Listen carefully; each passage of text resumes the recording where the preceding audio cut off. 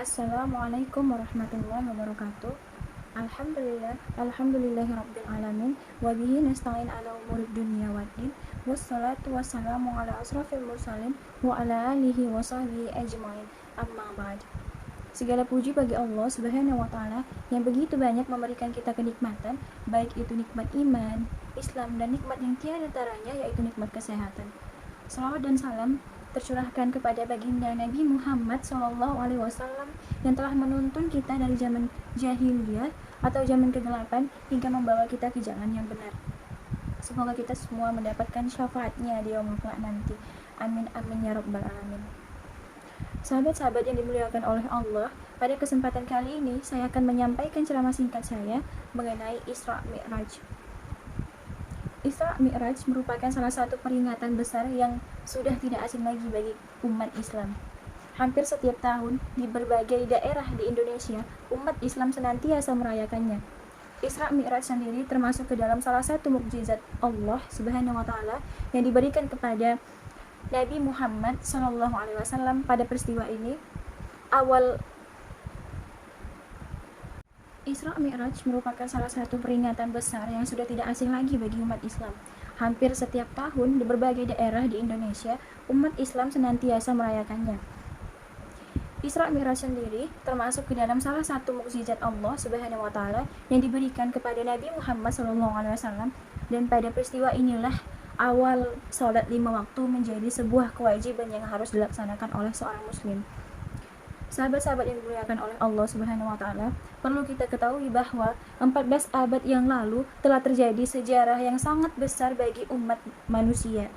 Isra Mi'raj disebut perjalanan Nabi Agung Muhammad SAW bersama dengan malaikat Jibril menuju ke langit dan menerima perintah sholat 5 waktu.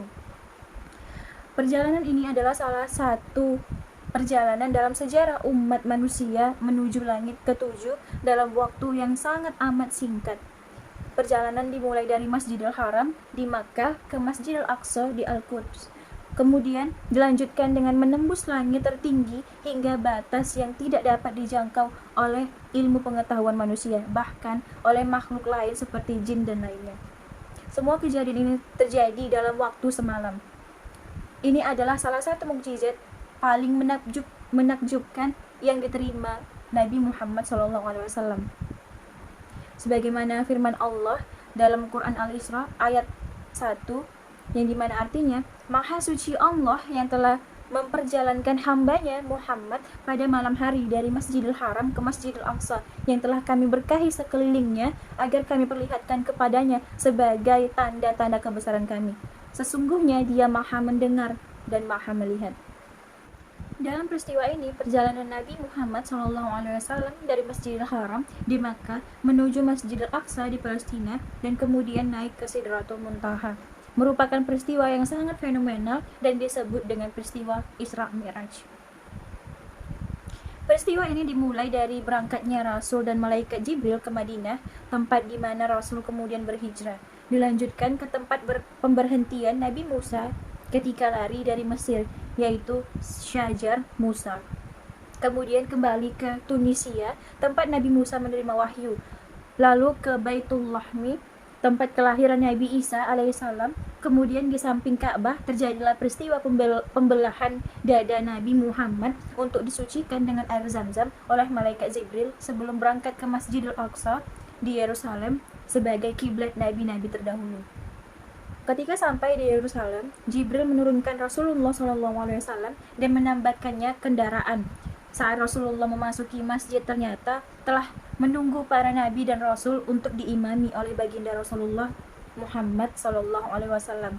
Rasul pun bertanya pada Jibril perihal mereka dan Jibril pun menjelaskannya hingga akhirnya Rasul mengimami mereka untuk melaksanakan sholat sunnah 2 rakaat. Selepas sholat 2 rakaat, Jibril menawari Rasul dengan 2 jenis minuman, arak dan susu. Rasul kemudian memilih susu dan meminumnya hingga Jibril berkata, "Engkau telah memilih kesucian." Kemudian Jibril mengarahkan Rasul menuju ke sebuah batu besar yang kemudian terlihat sebagai tangga yang sangat indah, pangkalnya di Maqdis dan ujungnya menyentuh langit. Jibril dan Rasul pun melanjutkan perjalanan dengan menaiki tangga tersebut ke langit ke-7 dan Sidratul Muntaha. Dikisahkan bahwa dalam perjalanannya, Rasul menjumpai beberapa nabi terdahulu sehingga ia mampu menggambarkan bagaimana perwujudan mereka. Pada perjalanan menuju menghadap Allah, Rasul tidak lagi ditemani oleh Jibril. Saat penjumpaannya dengan Allah Subhanahu wa taala, Rasul menerima perintah untuk memberitahukan umatnya agar melaksanakan sholat 50 waktu dalam sehari. Rasul pun menerima perintah tersebut dan turun dengan penuh ketaatan. Setibanya ia di langit ke-6, beliau bertemu kembali dengan Musa alaihissalam dan terjadilah percakapan mengenai apa yang diperintahkan Allah Subhanahu wa taala kepada Rasulullah SAW. Musa lantas menyuruh Rasulullah untuk kembali kepada Allah dan meminta keringanan mengenai jumlah waktu sholat dalam sehari. Allah pun mengabulkan dan perintah sholat diturunkan menjadi 45 kali dalam sehari. Namun, dalam kisahnya, Rasulullah beberapa kali menghadap Allah untuk meminta keringanan yang lebih lagi hingga akhirnya perintah sholat menjadi 5 kali dalam sehari. Dan dari sinilah awal sholat 5 waktu menjadi sebuah kewajiban yang harus dilaksanakan oleh seseorang muslim.